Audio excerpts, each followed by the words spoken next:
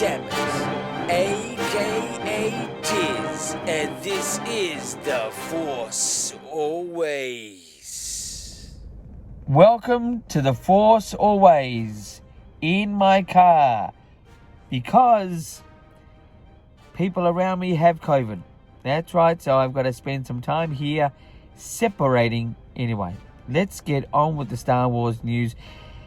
First and foremost, I would love just to say I have a Twitter follower named Paula. You may have her as well.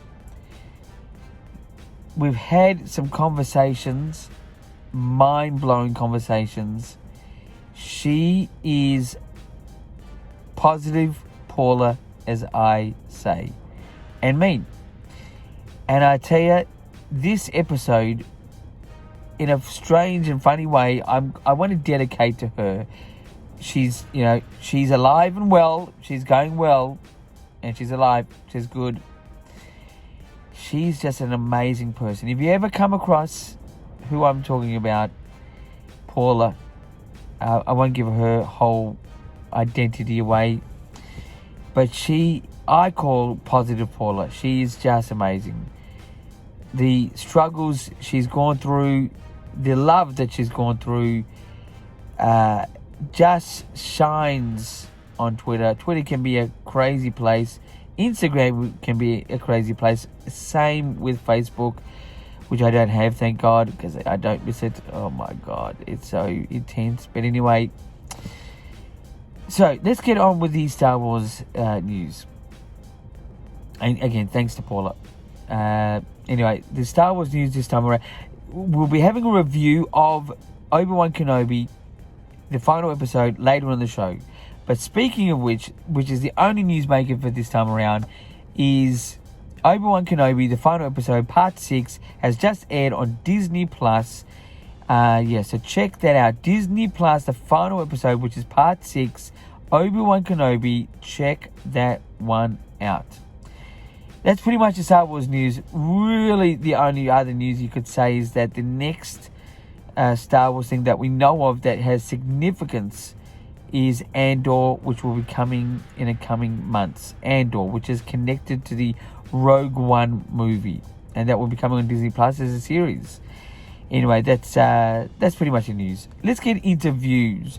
Views is my story idea on anything that's Star Wars. That could be my version of a episodic film, a standalone film, a poster, a whatever it is.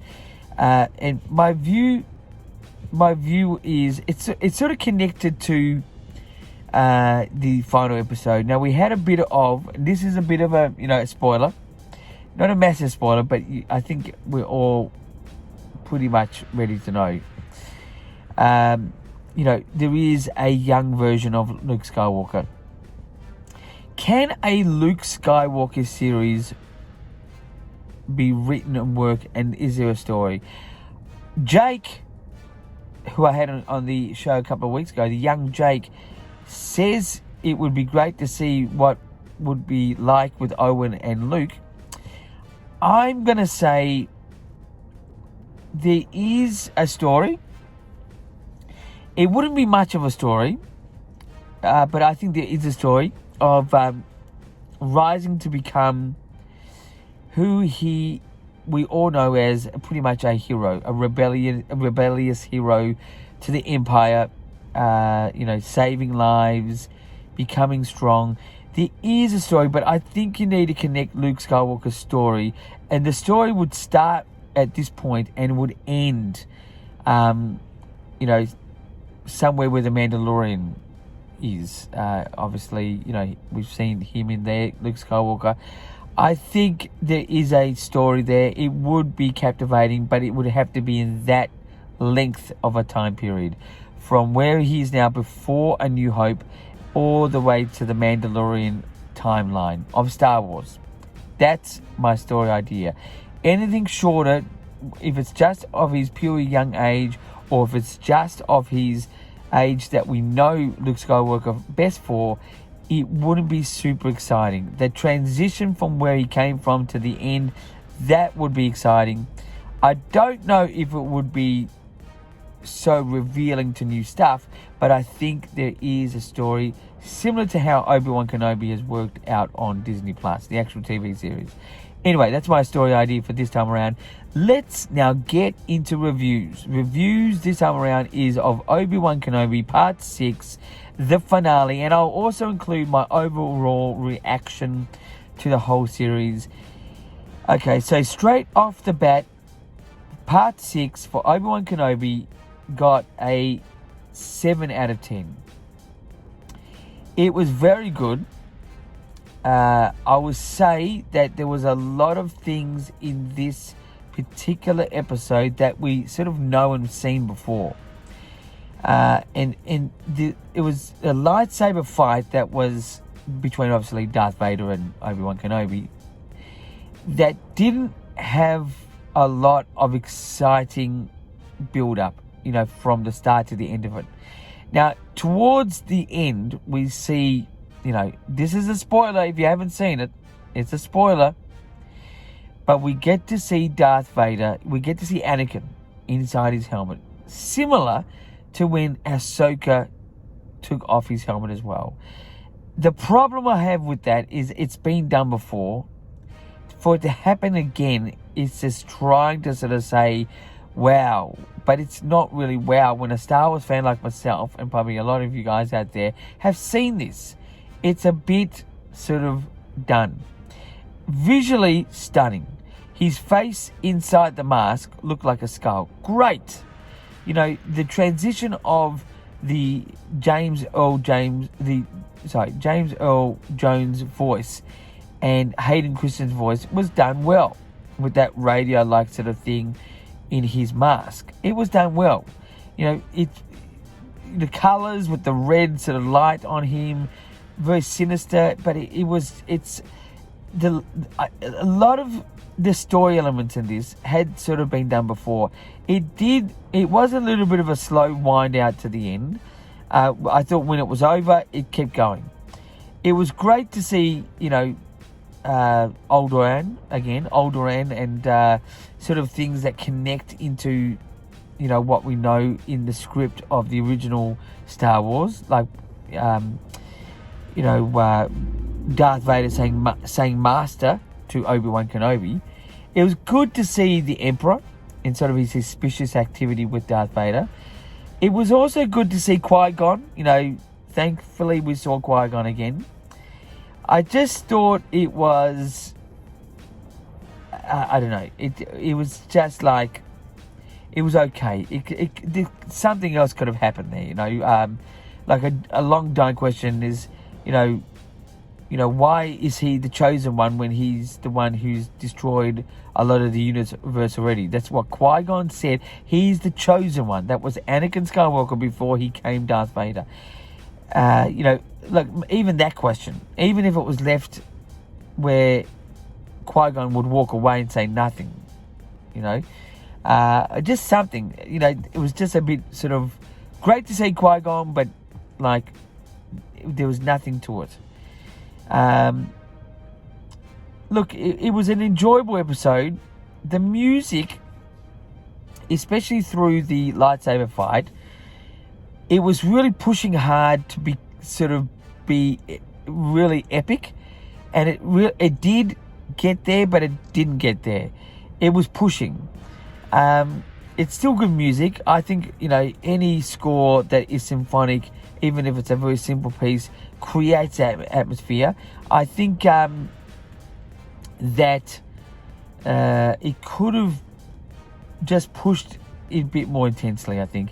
The ending shot of Darth Vader was, classic Darth Vader, or the Imperial March, really, sort of theme, him sitting in Mustafar, sort of more like a real, Art Deco looking Mustafar, to be honest, but it was good. Look, there's just a lot of flatness to the particular episode, just sort of things as a Star Wars fan would know, but it was okay. It was very good, but okay. And that's it. So overall, I think this series to me was, I think I will give it a 6.5 out of 10. It was good. I wouldn't say it was very good. I would say it was good. It was sort of a bit of a filler, the way what it ended up. There was not really stacks of stuff inside the story that, kept us intrigued. I think the only intriguing thing now is what will happen to Reva. What really will happen to Reva? Where will she end up?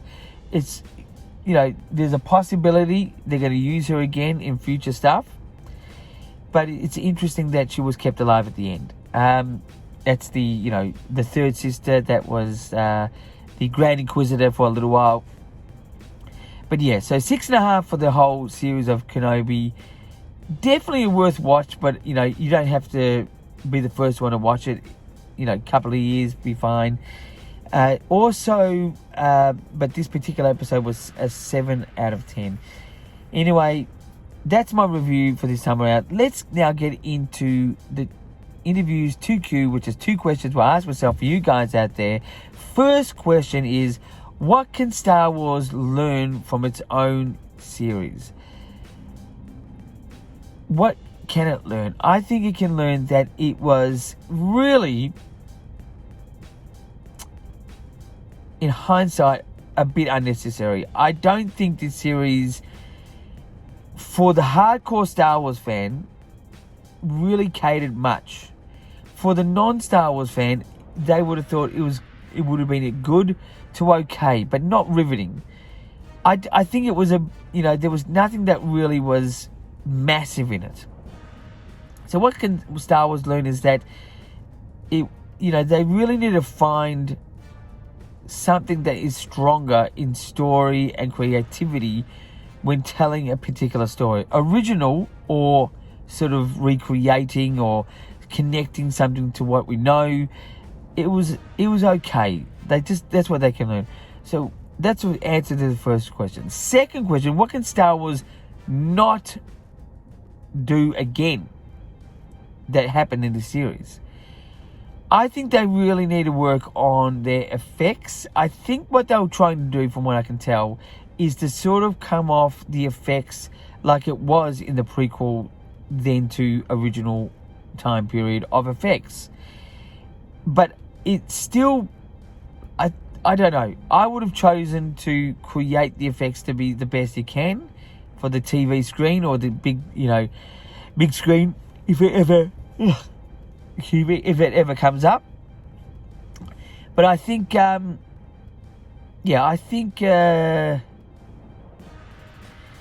the effects could have been a bit better, like a bit more seamless. Because when you saw certain shots, especially the starships and sort of real big landscape things, it did look a bit like a picture and a sort of computer game, in my opinion.